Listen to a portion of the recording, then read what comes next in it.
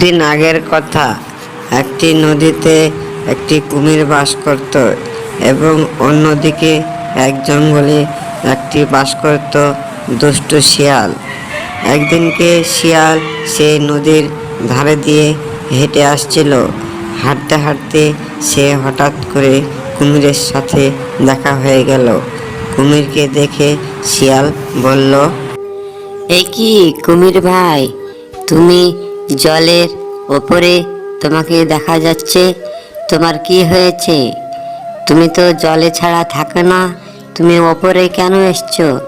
কি হয়েছে তুমি আমাকে তোমাকে আর কি বলবো ভাই, কয়েকদিন থেকে এই নদীর জলে একদম খাবারের অভাব হয়ে গেছে।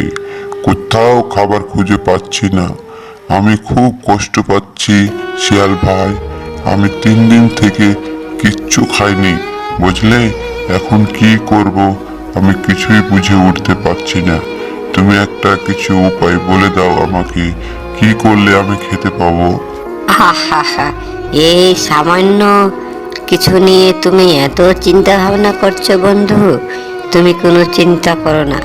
তুমি যদি রাজি থাকো তাহলে আমি তোমাকে একটা কথা বলতে পারি। হ্যাঁ হ্যাঁ, বলো বন্ধু, তুমি নির্ভয়ে বলো। তোমার যা কথা আছে তুমি আমায় বলো। চলো আমরা কালকে থেকে ভুট্টা চাষ করি, বুঝলে? তাহলে আমাদের দুজনেরই খাওয়া হবে, আমাদের ভালোভাবে জীবনযাপন চলবে, বুঝলে বন্ধু? এই কথা বলে তারা দুজনেই চলে গেল সেখান থেকে এবং তারা চাষবাস আরম্ভ করলো।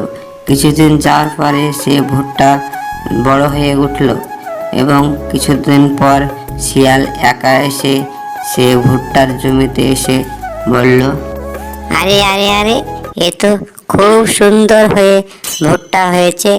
বোকা কুমির, আমি ওকে একটাও খেতে দেবো না।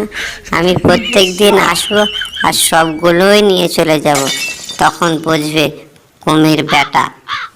এ বলে শিয়াল তখন সে প্রত্যেক দিন আসে আর সে জমির ভুট্টাকে সে তুলে নিয়ে চলে যায়। এরকম করতে করতে হঠাৎ একদিন সে কুমির সে জমিতে আসে। আরে, আমরা এত কষ্ট করে চাষবাস করলাম, জমিতে ফসল ফলালাম, আর এত ভুট্টাগুলোকে কে নিয়ে চলে যাচ্ছে? আমাকে তো শিয়াল ভাইকে জানাতেই হয়।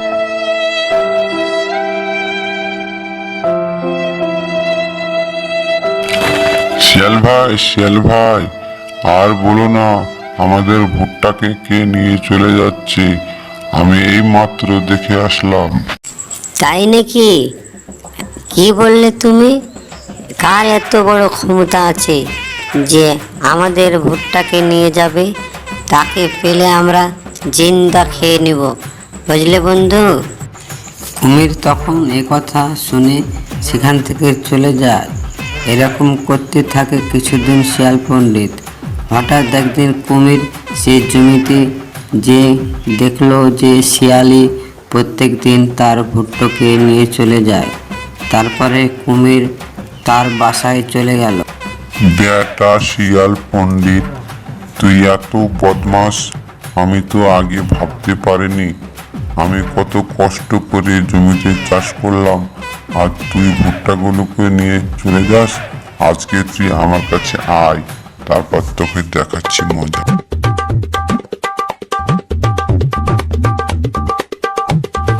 কি বন্ধু, কি ব্যাপার? তুমি আমার সাথে আর দেখা সাক্ষাৎ করো না, কোনো তো কথাও বলো না। তোমার ব্যাপারটা কি বলো তো? আমার ব্যাপারটা কি? তোর ব্যাপারটা কি বল? তুই এত বদমাস শিয়াল, তুই এত হারামি, আগে আমি তো জানতাম না। তোর সাথে আমার বন্ধুত্বটাই করায় অন্যায় হয়েছে। তুই এখান থেকে যা, তোর মতন স্বার্থবাদ বন্ধুর আমার দরকার নেই। আমি একাই ভালো আছি। যা এখান থেকে, আর কোনোদিনও আসবি না আমার কাছে, বুঝলি? এবার তখন শিয়াল ওখান থেকে চলে গেল। এদিকে কুমির তখন সে তার নদীতে আবারও সুখে শান্তিতে বসবাস করতে